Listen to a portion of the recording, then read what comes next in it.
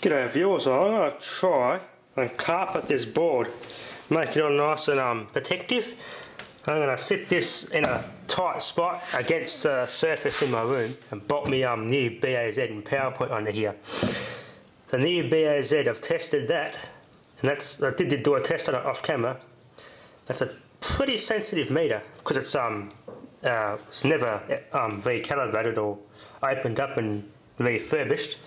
The disc is perfectly straight, so that picks up the slightest loads very well compared to all the other meters I did videos. I like the Robert and Frankie one and the other BAZ. They have the 78 and 87 stickers on them. When they refurbished them, the disc's got a slight warp, the ever so slight warp, and that tends not to it tends to stop at a certain point on a small load. So this is the reason why I'm using my new BAZ as this particular instrument on this board here, because it's the most sensitive, as it has a perfectly straight disc, which means it's been untouched. So that'll be good for the meter, my clock radio, my light, my bedroom light and everything, on the small loads, and that should run quite well in here.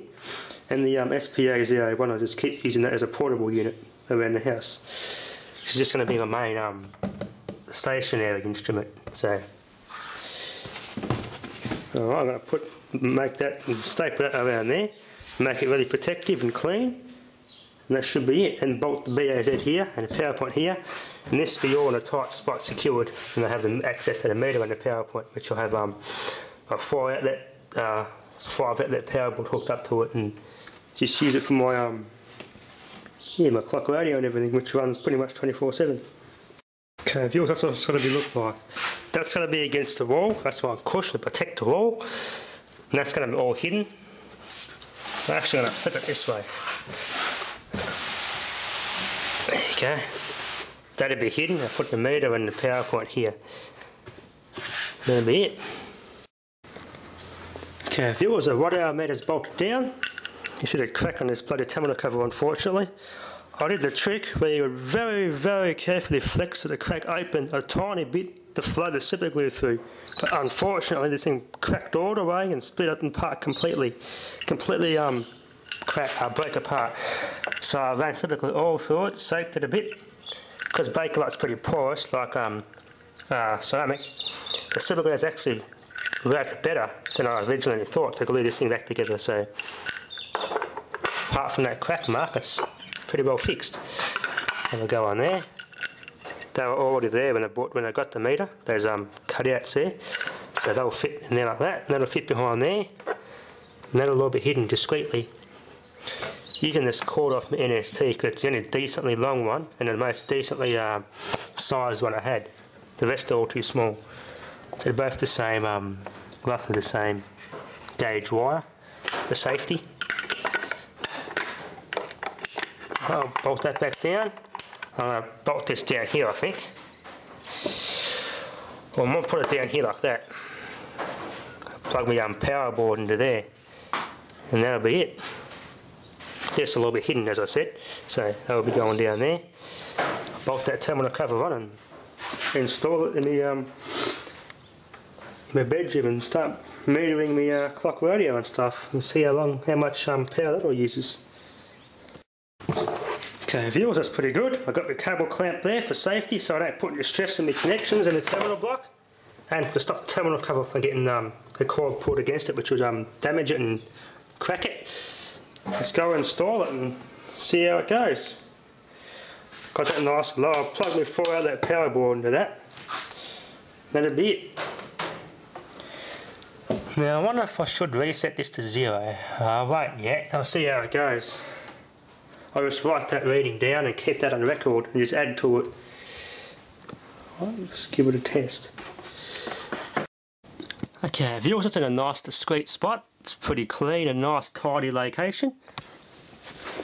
Got the crap under my bed there, and I got some room. That clipsal plug top I put in it is a nice 438 series clipsal. I think it's early 70s era, late 70s era bloody plug top on there. That's an elbow one, which is nice and compact, so I can push a bed up against it. Not many people use those sorts of plug tops in this sort of setup. They use a normal straight plug normal straight plugs, and they push a bit or wire nets up against them, and they tend to get damaged quite severely. I've seen some in hotels where the power point was pushed through the wall, so these old clips are ones that are pretty nice and compact, especially using a setup like this, a lot safer. So I've got plenty of cord there. That goes to there. That's nice and safe. I can plug my power board into that. My light, my clock radio and everything goes in here. Or, yeah, everything goes in this one. Alright. And when I listen to my radios, I do listen to these time to time. This is my radio collection I got here in the bed. I haven't got a shelf or anything set up, so I'll just set them on here.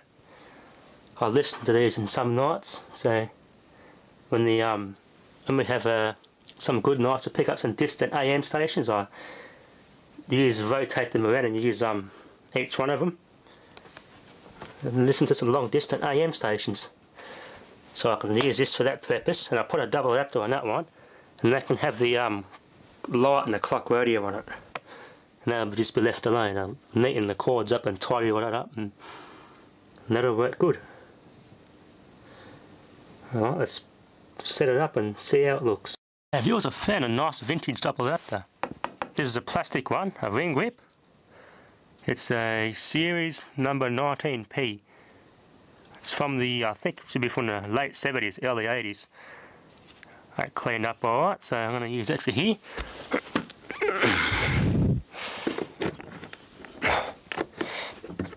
This one's going to be left alone on all the time for the clock radio and the light. And this one I use for my valve radio nights, when I sit down and just enjoy the distant AM stations. And then clock radio is plugged in, that probably won't use much power. I turn this little lamp on. This is a 40-watt lamp, incandescent load. Yep. Works quite well. Alright. Little 40-watt lamp there. Cool. Alright. I'll set that back up and neaten everything back up behind here. Yeah. Let's see how it looks. Okay, viewers, using this little thermal printer my sister gave me. Very useful, these things. Batteries on it kind of went flat on me, but luckily the printing turned out okay before the screen completely faded out. Got my alkaline RAM cell batteries on charge there. They're quite good, they last quite a long time. Better than nickel ones at times. As you can see, I got going through the meter.